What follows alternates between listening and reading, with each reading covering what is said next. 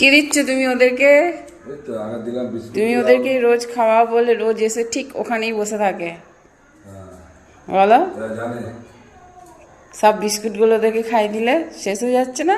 সব খাইয়ে দেবো, ওরাই খা। হ্যালো গাইস, ভালো আছেন গাইস?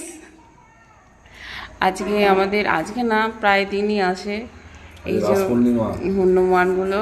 আমার বর এদেরকে খুব যত্ন সহকারে খাওয়ায়, বিস্কুট যা থাকে বাড়িতে, ফল সবজি এগুলো খাওয়ায়।